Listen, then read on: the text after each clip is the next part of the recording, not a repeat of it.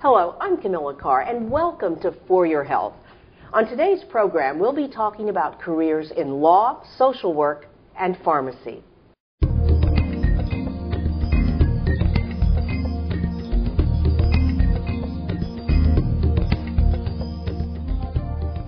Joining us today to discuss careers in these fields from the University of Maryland, Baltimore are Natalie Eddington, Dean of the School of Pharmacy, Bronwyn Mayden, Assistant Dean of the School of Social Work, and Phoebe Haddon, Dean of the School of Law. We also have a studio audience that will ask questions later on in the program. I'd like to thank all of you for joining us today. I'd like to begin by asking each of you, how did you decide to do what you're doing now? Natalie. So it started for me in high school. I had a neighbor who was a pharmacist, and she's a woman, and this was around the time of the late 70s, and I was very interested in what she did every day. So she took me to work with her.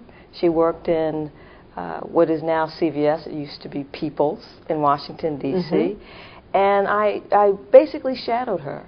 And what was so fascinating about being a pharmacist is that she was so well known by all of the customers, all of her patients, and she looked at her patients as her patients, and she provided them information about medications, or if they had a rash, or if they had a cough, and they were so appreciative.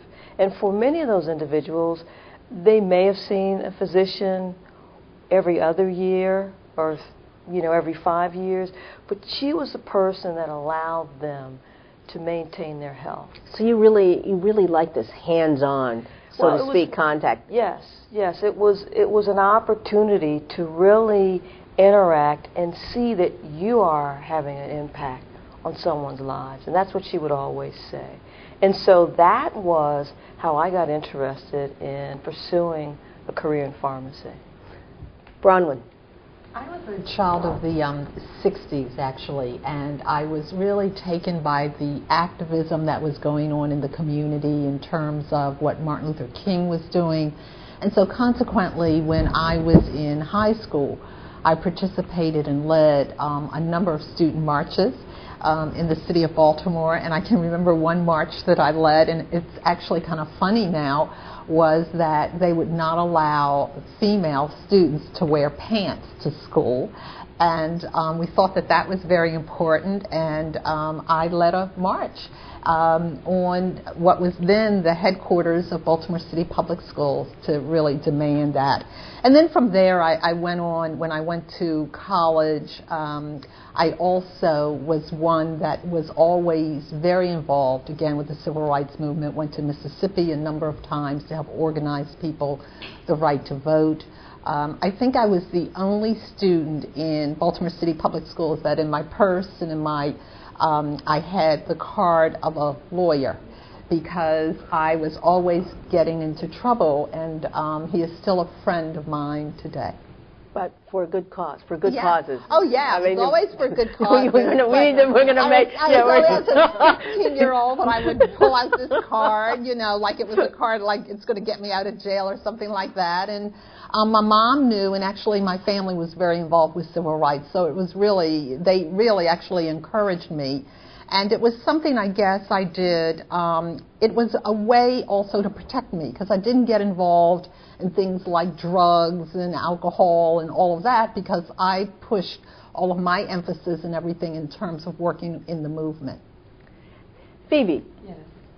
Well, I come from a long line of lawyers and educators. My great-grandfather was both a lawyer and an educator. And so it seemed like a fait accompli, really, from the time that I was young, that I would think about either going into education or becoming a lawyer. For those generations that came before me, becoming a lawyer, if you were a woman, was problematic. You really did not have those kinds of opportunities. So becoming a teacher was the option. However, by the time I got into high school, and certainly by the time I went to college, more and more women were becoming lawyers. And like Bronwyn, I was very active, both in my high school as a leader, as well as in college as someone committed to social activism. And like Natalie, I was very interested in the relationship between the lawyer and the client, or the relationship between the teacher and the student, as I thought about what my career possibilities might be. So being a lawyer and an educator was perfect for me. It's interesting because all three of you chose people-oriented careers, although there's corporate law and there are different types of law, and we're going to touch on that in a minute, but it was interesting, you were all drawn to helping people in some way. When do you think a student should start thinking about what he or she wants to do? Do you think middle school, is that a good time? I think today it's probably middle school. I think that there is such a focus on being prepared for college. There's such a focus on the types of exams that you have to take. And I think you have to start preparing and thinking about it and being aware. There are opportunities that students have when they're in middle school, and especially when they're in high school, where they can do things in the summer that give them a flavor and exposure to what they might foresee themselves doing in their career as a function of going to college. So I think that the opportunities that you have in the summer months, doing internships or just volunteering. If you can't find a job that pays, volunteer in an area that you think that you're interested in, because the best thing that you can do is prepare well. But the other part of it, if it's something you hate, you'll know it sooner as well. Right. So. And so you won't end up in a career that because you think either everyone else is doing it or your parents, they really want you to do it. It's got to be for you. I noticed you were nodding, Bronwyn. Well, I guess what my question is, there's kids out there thinking, well, I'm in middle school, and how can I find anything to do? Well, they can't really work. Well, you can always volunteer. As Natalie said, you can volunteer. I mean, the needs are so great in a city like Baltimore that you can do things. I remember taking a youth group to help with making sandwiches and everything to feed the homeless. And some of the young people were in middle school. Some of them were even younger. And the younger kids would put it in the bags, whereas the other ones would handle the food and everything. So I think you look for opportunities, whether it be through your church or faith-based institution, or whether it be through friends and neighbors. But I think the younger you start, and I really agree, you would rather have experience and start with something that, you think you want to do. And you can find that through talking to teachers, guidance counselors, your principal. They're the ones that can start steering you in different directions. Phoebe, let's say you want to become a lawyer and you're in middle school. What subjects should you be taking? What kinds of volunteer opportunities you might want to explore? Any and all. Being a lawyer is really being able to be a problem solver. It's being able to read and write well. And it's being able to think very critically and analytically. And so taking courses that reinforce those kinds of skills cross the curriculum. So you really don't have to prepare in the sense of being single-focused on what you do as a middle schooler. I would say experiment. Take as many things as you can, but be a good, solid worker. Work hard and really understand that you have to be excellent in order to become a lawyer. You mentioned critical thinking, and before the show I was speaking to someone about word problems, which everybody hates. I can still, I have nightmares about having to do word problems, but that teaches you critical thinking. That's right. And we all think of ourselves as good speakers at a certain point, but taking some debate courses or joining the debate club, playing chess, anything that reinforces those thinking skills, the speaking skills, and reading skills. Read, read, read. You have to read. But I have to say, quite frankly, that comes as a positive thing for all of these career opportunities. So you're really setting yourself up no matter what you do in middle school, as long as you work hard and study hard.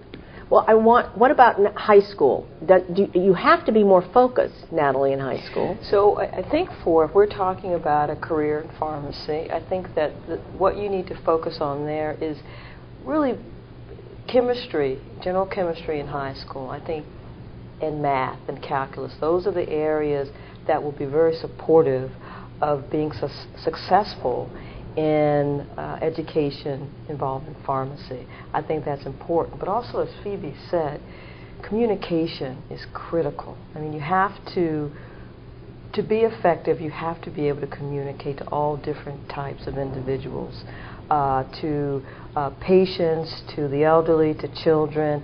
And I think providing yourself with opportunities, being structured opportunities in high school or other opportunities, that being members of student organization, taking leadership positions in those particular forms will be very helpful.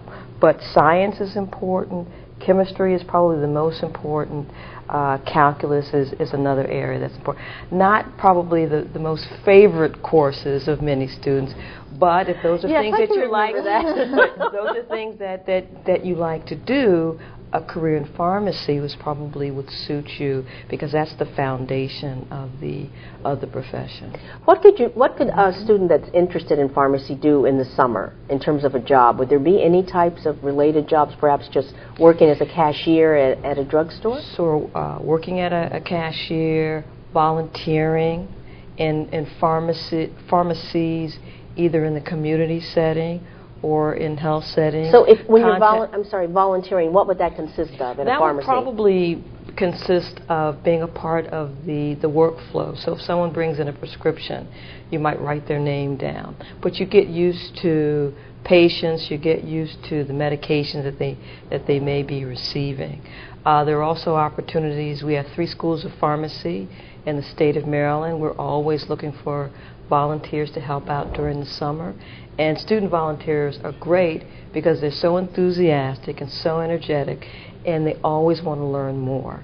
And so those are some great opportunities, I think, if someone is really focused on enhancing those skills that will make them more successful. Speaking of the school, how many years does it take to become a pharmacist? So to become a pharmacist, it takes a total of 6 years.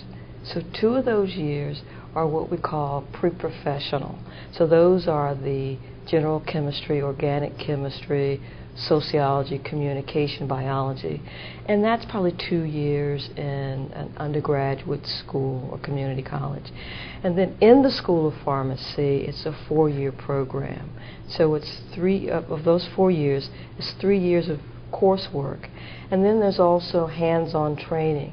So as part of the educational experience at pharmacy, you actually work in a community pharmacy settings or health system settings or in the public health service or the FDA. There are many types of experiences we provide our students, because at the end of that 4-year period, you have to sit for an exam that provides you your licensure to practice in the state of Maryland or wherever you take your board exam. Now, do you have to be licensed in each state to be as a pharmacist? You have to be licensed as it relates to the law, because the law is different from state to state. But for the exam that really looks at the competencies of pharmacy, you only have to be licensed in one state, and you can reciprocate to various states in the U.S. You mentioned coursework. What kinds of courses in the pharmacy school? So in the pharmacy school, the initial part of the curriculum is science-based, so you'll take genomics, molecular biology. Please tell our audience what genomics are. So genomics really looks at the function of genes in our body and gives us some perspective of the role in genes and how well you respond to medication. So that's what we teach our students. Biochemistry, which tells us a lot about what proteins are important in certain disease states and in certain healthy states. And then we get into specifically disease states, so pathophysiology. That really looks at what causes diabetes, what causes congestive heart failure. Then we look at what are the medications that are used to treat those conditions. And then we look at different types of disease states, because unfortunately in our country and around the world, few people just have one disease at a time. We are confronted with treating diabetes and congestive heart rate failure or hypertension and asthma. And so our students have to understand how to treat all of those. And I might also put a plug in for pharmacists. I think that the perception of the pharmacist is that they know a little bit about drugs, but the pharmacy student spends 4 years learning all about drugs. So in terms of all health professionals, they're the experts because they spend so much time focusing on it. You know, I think a lot of people weren't aware that it's a 6-year program either. I think there are people, because there is also a pharmacy assistant. There's what we call a pharmacy technician program. So that's a 2-year program, and it will allow you to work in a community setting or health system setting, but you're not a pharmacist.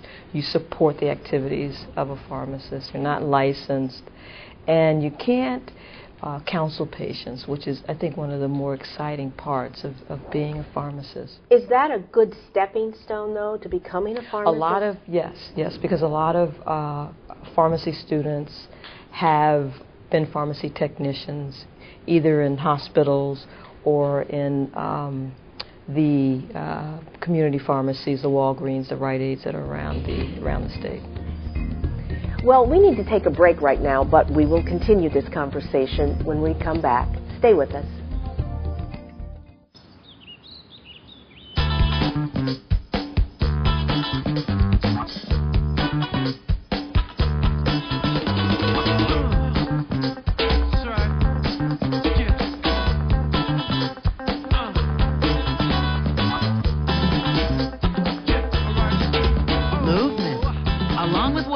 It's one of the many ways to fight osteoarthritis pain. For more information on managing pain, go to fightarthritispain.org. Hi, Mom. Hi, sweetie.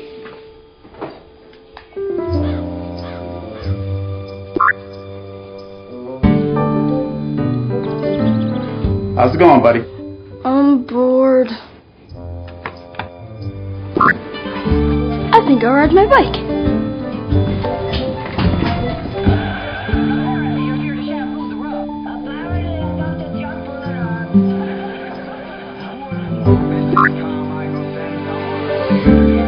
It may never be this easy to help your kids find balance, but you have more power than you know. The We Can Parents Handbook and website can help you maximize that power. You'll learn how to help kids choose healthier foods and how to make it fun for them to get active. Who can help kids maintain a healthy weight? We can. Visit the We Can website for a free Parents Handbook plus tips, tools, and resources. A message from the U.S. Department of Health and Human Services. In a moment, cancer changed our lives forever. We were told nothing could be done to enjoy these final moments together. But in that moment, when all seemed lost, St. Jude Children's Research Hospital gave us hope.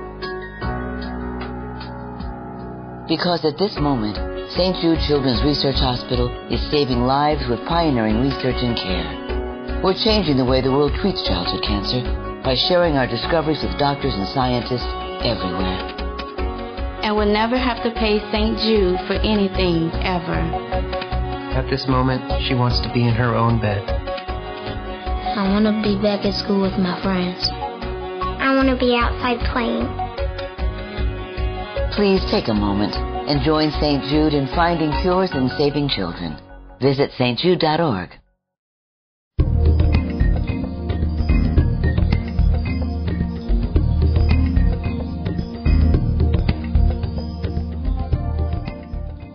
Welcome back to For Your Health. We have with us today the deans of the School of Law, School of Social Work, and the School of Pharmacy from the University of Maryland, Baltimore.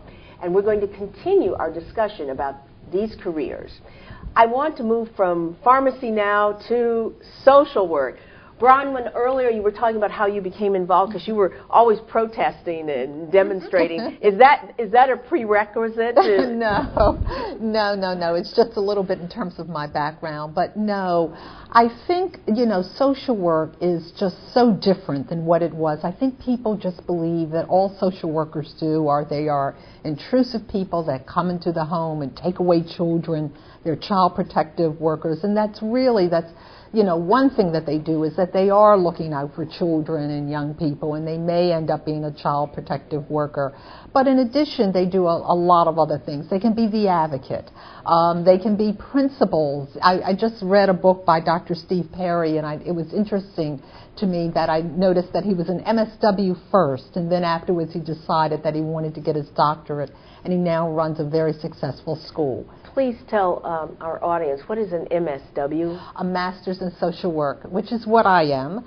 That's a person that goes beyond college for 2 years, and at the end of the 2 years you have a master's degree in social work as long as you do everything and you graduate. Let's talk about, we'll start again, middle school and high school. How does a student prepare for that particular career? I would say really reading, doing a lot of reading, being able to express yourself, because one of the roles of a social worker is to really be an advocate. Whether it be that you're speaking before something like the school board, whether you're doing a TV show, whether you're in the community and you're advocating for your clients, so that you're speaking up many times on behalf of people that really don't have much of a voice. People that are some of the most vulnerable in our population, whether they be children or the elderly, whether they be poor. These are folks that many times they need someone to speak up on their behalf, and that's part of the role of a social worker. You mentioned reading, but are there any particular subjects that someone should focus on, or is this more a liberal arts approach? It's more of a liberal arts, it's more of a generalist type approach in terms of your background, knowing about different people, different backgrounds, actually being someone that's going to be out and about and talking to other students, learning, as well as listening. I think giving that listening ear is a very important skill that social workers need to have. Also, wanting to be a helper, just wanting to help and to see what they can do to improve things. Bronwyn, I would assume that you really have to have a sense of compassion as well to do this kind of work. Well, compassion, commitment, passion. You really have to feel the fire in your belly, as I like to say, if you want to be a social worker. You're not going to be working many times in ideal conditions. We have social workers that work with the homeless. They're on the streets late at night. So you basically are someone who has to feel that you want to make a change and make a difference in this society if you want to work to be a social worker.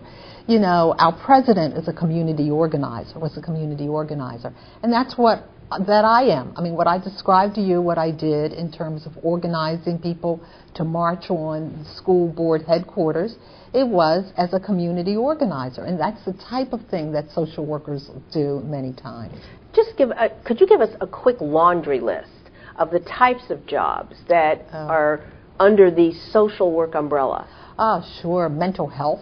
That's one thing. Most people don't realize that most of the mental health services are provided by social workers in the state of Maryland, over 70%. People think that it's psychiatrists. Most of the time, they're the ones that write the prescriptions. The people that do the talk therapy, that's the social worker. So I would say a mental health. A guidance counselor many times is an MSW that you find in the schools.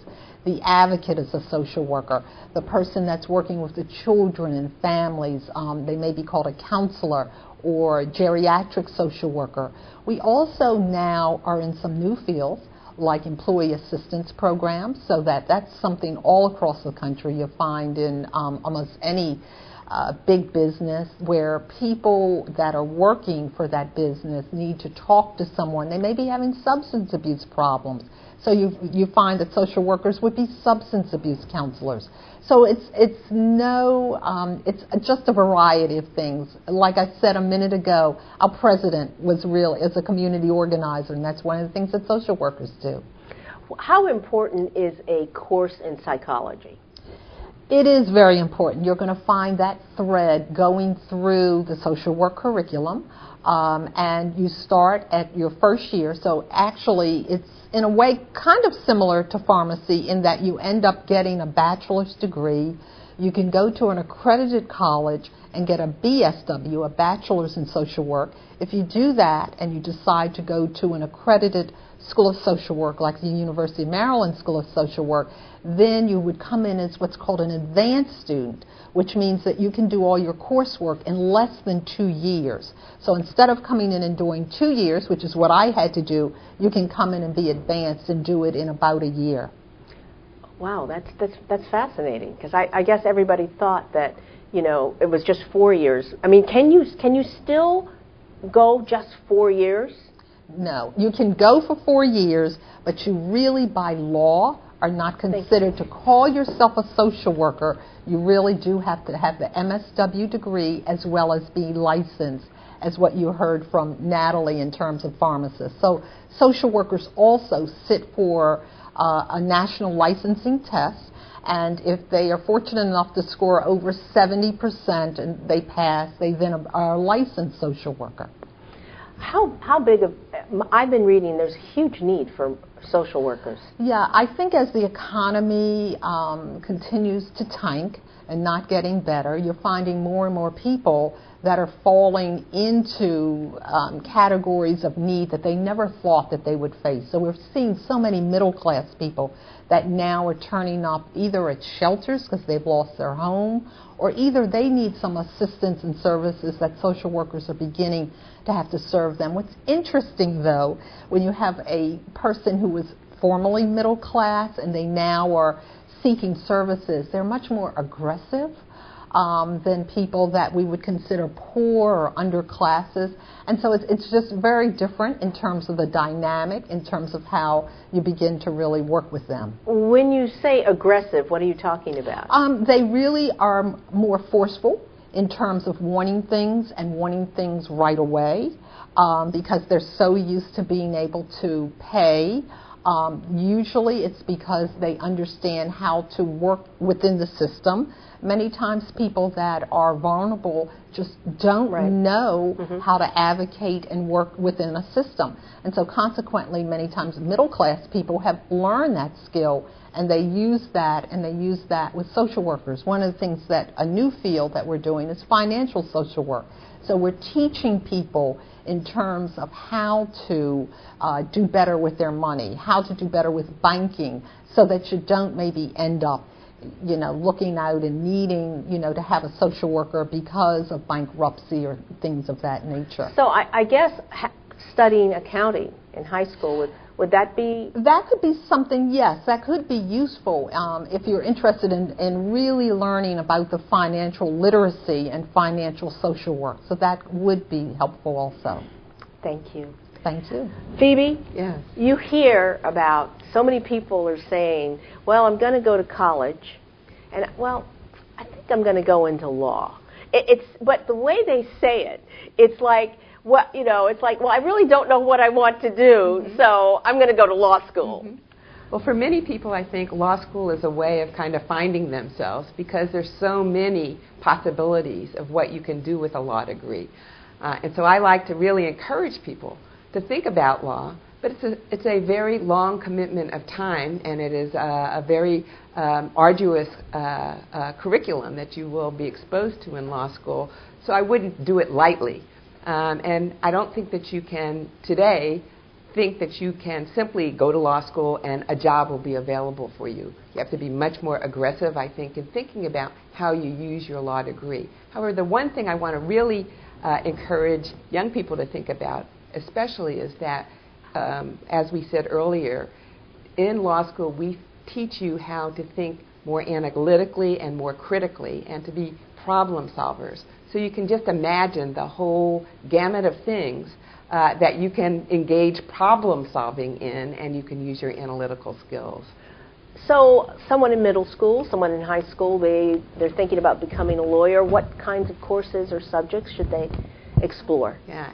So we talked a little bit about that earlier. I think almost any writing opportunity, any course that really challenges you to think critically, so it's not necessarily writing, speaking, or debate. Any science courses might be good, not for the substance of the science, but for how you think when you are applying and testing hypotheses, or learning how to think about what science does for people. and any of the courses that are really considered to be rigorous courses in your middle school or your high school. And what would be considered rigorous courses? Courses that really challenge you to think in a different way, courses that really encourage you to learn how to read more closely and more carefully, courses that teach you how to raise questions in a different way, that challenge you to think about yourself differently, that give you listening skills as well as speaking skills. So I'm not going to come up with a name of a course. I think all of the above, anything that is rigorous, anything that really will demonstrate your strengths in thinking and reading and writing will be helpful in the long run. And it also, to me, is a sort of liberal arts approach in the same respect that Bronwyn said. You don't have to take a particular line of courses, particularly in middle school, but even in high school, we don't say that there are requirements other than college preparation. If you have the opportunity to have advanced college courses, advanced high school courses, those are the courses you want to take. Or the so-called college prep College courses. prep. Any college prep curriculum is going to be good for you. I also want to say that lawyers are also not only problem solvers, but they also do good. We are really committed to helping the community. We stand by the law. And so we really encourage and look at the record of students who have volunteered, who have been engaged in the community, who have taken leadership positions in their classes, because it demonstrates the kind of thing we think are important for lawyers. How long is law school? It's 3 years for the most part. If there are evening programs in particular areas or part-time programs, it would be 4 years. Right, because I know that there are people that do go to school at night, so it is possible to work and study law at the same time. Yes, not every law school has an evening program or a part-time program, but almost every state has some sort of part-time program. That's in addition to your first 4 years of college, of course. I have some friends, and they have law degrees, but they're not practicing law. So just because there are other avenues open, correct? For sure. What are they? Well, many of our grads go on to be in business. In fact, some of the best leaders are people who have been involved in corporate or other kinds of business ventures. You can be a small business person or a large business person. You can be a person who is involved in nonprofit organizations. You can be in practice, that's the prototype. But certainly you can also do almost anything with a law degree. And again, what it is thinking like a lawyer, going through the process of considering all the possibilities, looking at both the upside and the downside as you go into problem solving. Now, this is a health discussion, and I want to really advocate for the future of law people being involved in the medical team. And so on our campus in particular, we now have students who are from the law school, from the School of Social Work, from the pharmacy school, from the medical school, in a team that goes out with doctors to examine some of the patients. Thank you very much. And we have to take another break, but when we come back, our audience will have the opportunity to ask our panelists some questions of their own. So don't go away.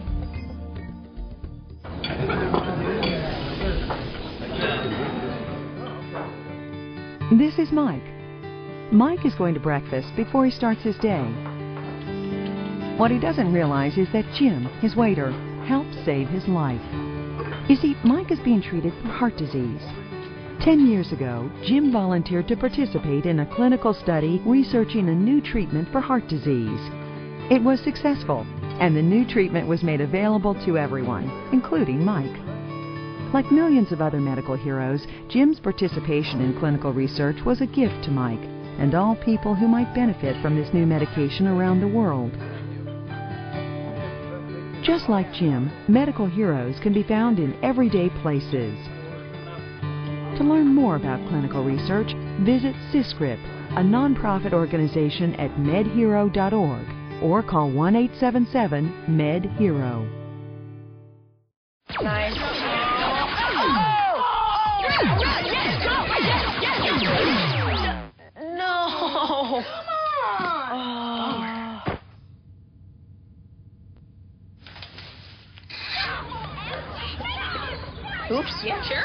go. Moms everywhere are finding ways to keep kids active and healthy. Works every time. Get ideas, get involved, get going at letsmove.gov.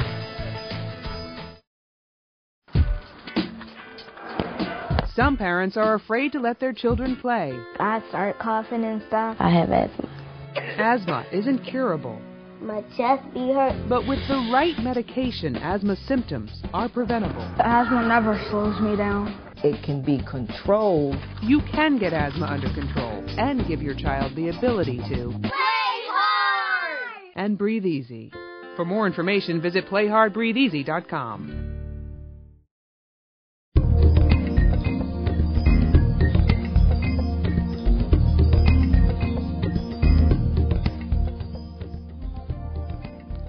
Welcome back to For Your Health.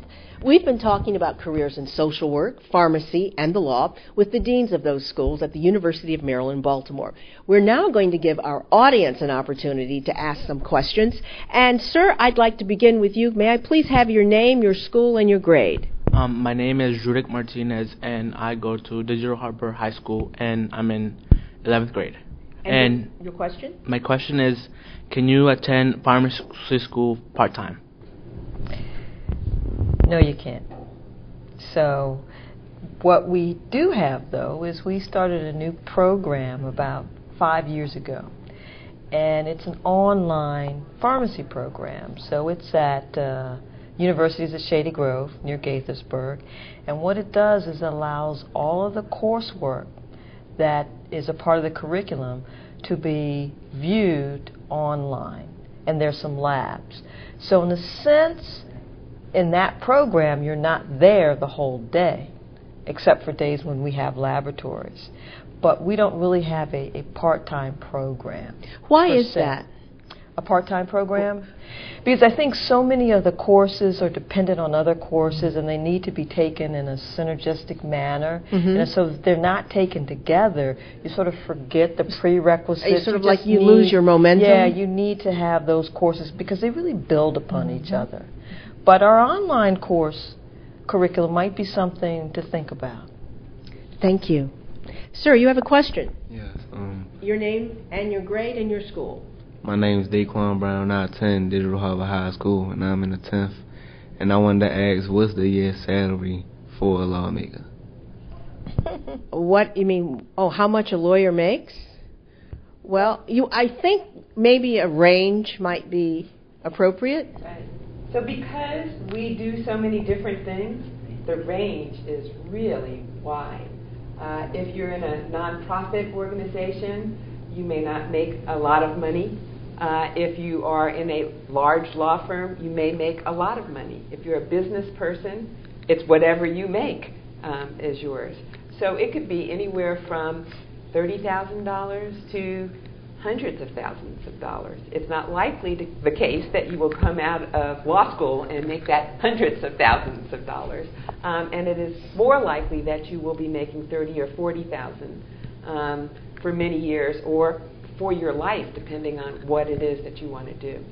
Is it possible, I've been reading and I've talked to some people that they have come out of law school and they have been able to start in the 60s or the $70,000 a year. Is that more corporate? It would likely be law firm or corporate. It might be government, depending on the kind of government activity that you're engaged in.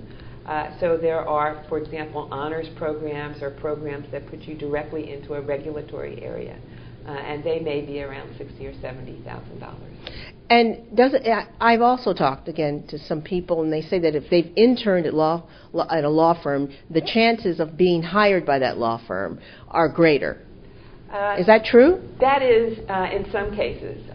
In the old days, it was certainly true. If you started in a law firm, there was kind of the expectation, if you did your work well, that you would likely stay there. I think people are changing more, and that's reflective of changes in the structure of law firms themselves.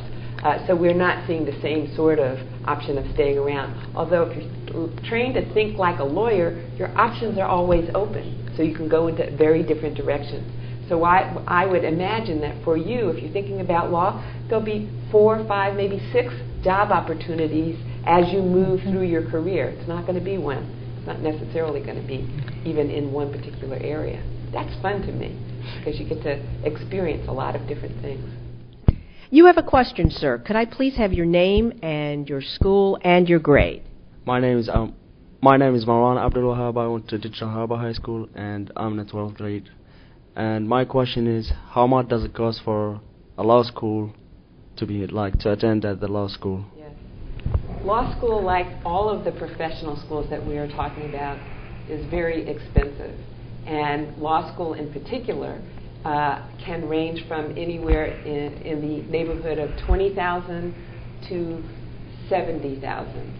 It really is dependent on the kind of school that you're looking at, the kind of degree that you'd like to use, whether it's a national or a local school. But the fact of the matter is that you will have the opportunity to both seek scholarship support for yourself as well as loans. Thank you very much. Another question over here. Yes. Could I have your name and your grade and your school, please? I'm Mark Miller. I'm a senior at Digital Harbor High School. And my question is, what kind of mindset or, I guess my question is, what kind of mindset should you have, pursuing one of your careers? Are you're talking about any of the careers? This is a toss-up question. Any mindset? Who would like to start with that? So I think one of the important things is that you have to be very serious about what you're doing, because, as Phoebe said, the cost of tuition is so high. And so if you commit to going into law school, or pharmacy school, or social work, you really have to be serious about it. One of the things I always talk to our students on their first day of orientation is you have to be able to manage your time. And I think that's one of the biggest challenges I see in students, because you've got so much to learn, you have a short period of time, and then there's an exam. And then that all goes over and over and over again. So I think being serious, being committed, and understanding the importance of time management is critical for success. Bronwyn, do you have anything to add? And I think also your writing skills, again, you really are going to need that in all of these areas. And so I think you have to pay attention to that early on in high school, getting help with that. In college, many times they have writing labs. But those are some of the things that I think you really do need to pay attention to. Thank you. I see a question down here at front. May I please have your name? And I won't ask you what grade, although I'd like to. Brittany Martinez. I have a... And you're a mom. Unbelievable. Yes, I am his mother. Where are your pharmacy schools? Your colleges? Right. So in the state of Maryland, there are 3 schools of pharmacy. My school is in Baltimore, in the downtown campus, near the University Hospital. Okay, so if you'd like to come visit, have a tour of the school. Beautiful building. Please just stop by. I'm glad you brought that topic up, that subject up, because it is possible, if a student is interested in any of these fields, to come and have a tour. Right. Absolutely. Not only have a tour, but sit in a class. Right. Yeah. It really is something that you ought to do. Just like we're saying, volunteer, right. Come in and taste it. And not only that, our campus, most people don't know, we have a dental school as well as a medical school and a nursing school. And I think that you would find that it would be interesting to go to any of those schools and, again, not only take a tour, but to sit in a class. And you're invited to do that. Who else has a question? Do you have a question?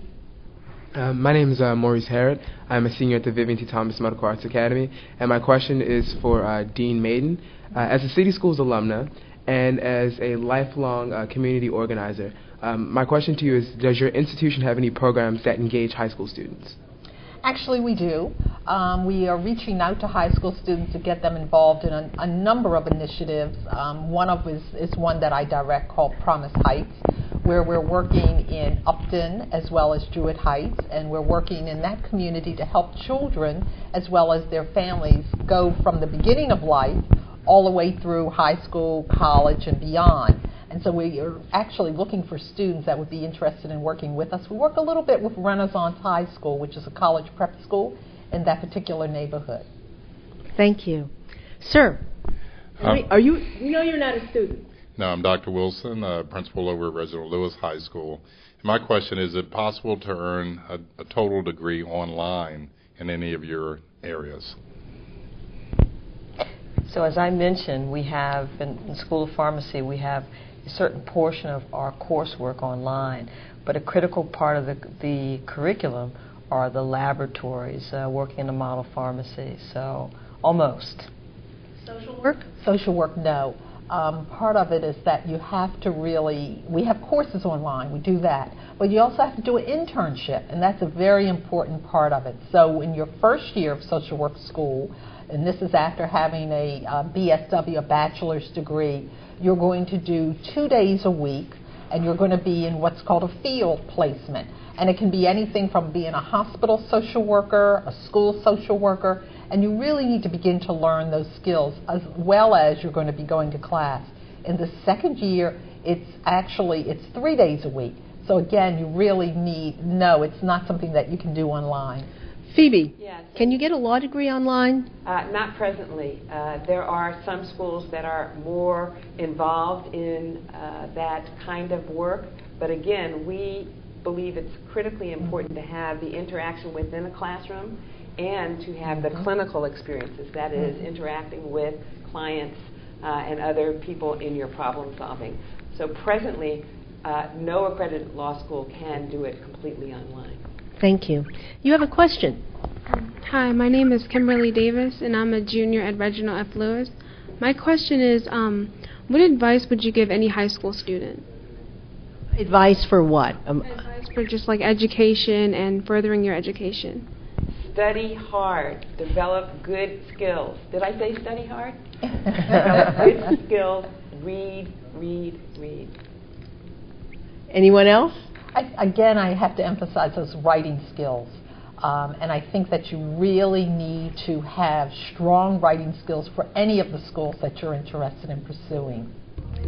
I'd like to thank our audience for their very good questions. And we're going to take another break, and when we come back, we'll have some final comments from our guests. Stay with us.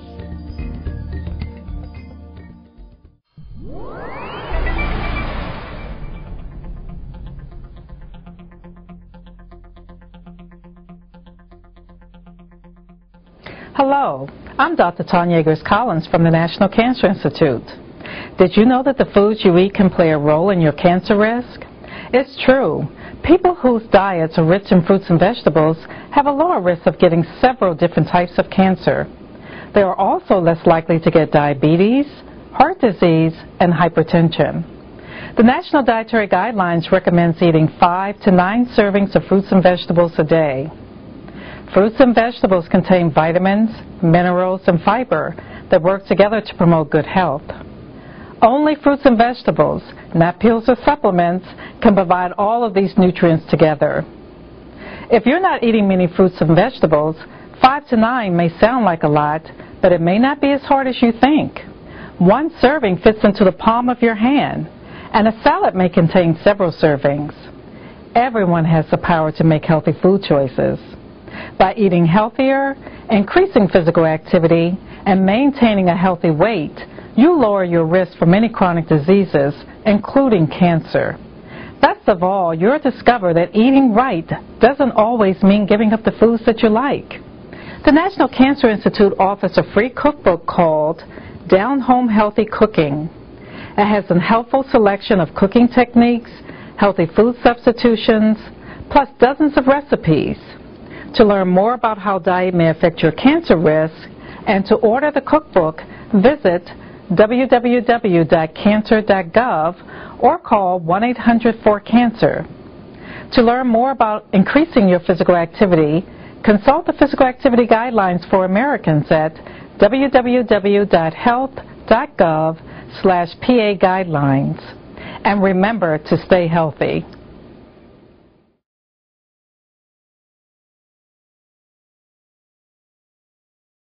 I'm Ian, I'm 6. Hey, I have diabetes.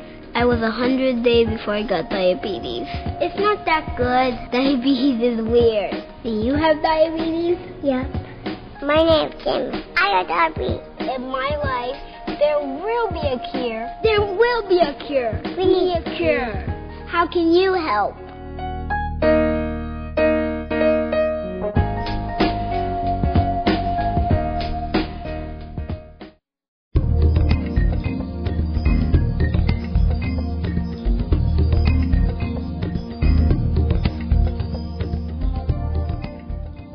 Welcome back to For Your Health.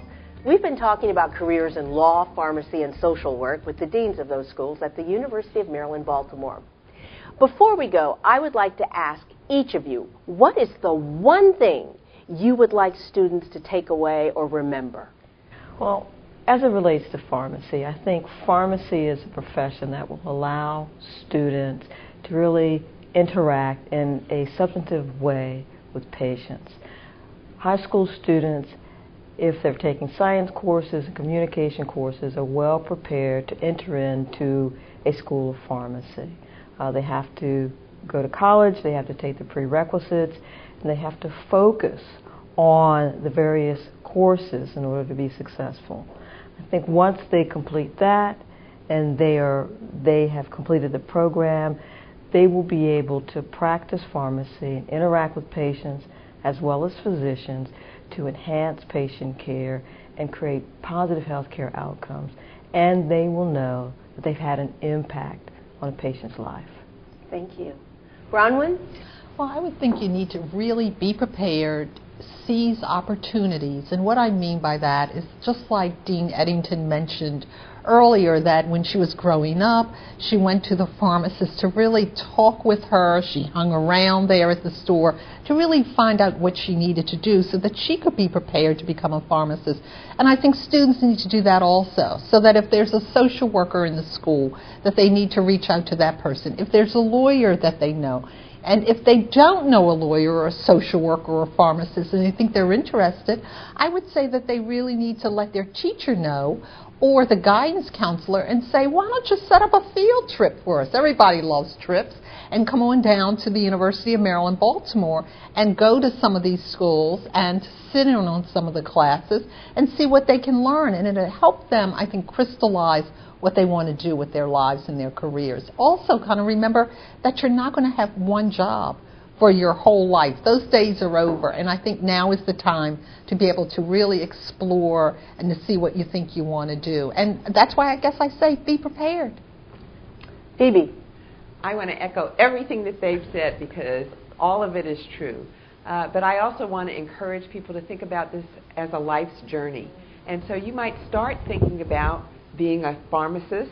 You might start thinking about a social worker. You might start thinking about being a lawyer. But I think if you have the chance, go out and see what they do. Understand a little bit more about what the range of possibilities are. And I want to emphasize what I've done throughout. Thinking like a lawyer means that you can really apply the skills of lawyering in many, many different contexts. So you can't simply think about lawyers in stereotypical ways.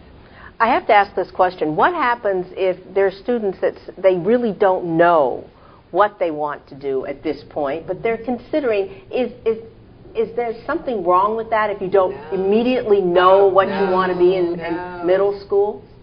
In fact, what you think you know, you don't know. Right. If there's one thing we want to encourage you to do is experiment. Yeah, I think that's very important because if you're in middle school, you're really not going to have the exposure, the understanding of what it is you want to do. And it may change from year to year until you graduate from high school. Or college. Or college. Yeah, and that's a good point. So I don't think you should put pressure on yourself. You should have as broad of a range of experiences as it relates to your coursework as you can. And then identify that one thing that inspires you, that energizes you. That's what you should really commit to it in terms of focusing your college education on.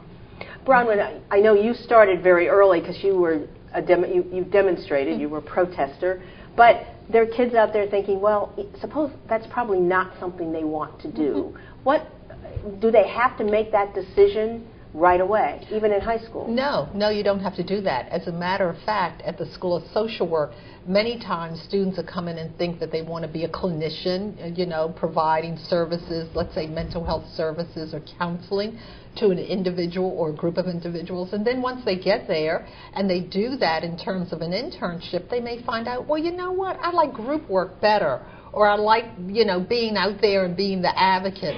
Or I like to do policy change. Few people know that Senator Barbara Mikulski is a social worker, and she graduated from our school. We have a U.S. ambassador who is a graduate of the School of Social Work. So we have people that are in many different positions and doing many different things are actually social workers and social workers at heart. Phoebe? So really I want to emphasize the fact that we have both people who come straight through college and come to law school, and we have people who have had many different other careers and come back to a professional school like law. So I want to encourage people to experiment and do other things first if they're not quite sure that's what they want to do. But having a law degree really opens up lots of other doors as well. The president's a lawyer. The president's wife is a lawyer. Our mayor is a lawyer. The governor is a lawyer. There are members of legislature who are lawyers. So there's lots and lots of opportunities to participate in government areas, but also political lives that people can engage in. And the message I'm getting from each of you is that it's possible that you will be changing as you go. Yeah. You may start with pharmacy, and there may be an area in pharmacy that you would like to do, but then you decide, well, I want to do something else. The same with social work, and clearly the same with law. The world is open to you. What a wonderful thought to end this program. We'd like to thank our guests, Natalie Eddington, Bronwyn Mayden, and Phoebe Haddon from the University of Maryland, Baltimore. We'd also like to thank our audience for taking part and asking questions, and of course, our viewers. I'm Camilla Carr, and we look forward to seeing you again on the next episode of For Your Health.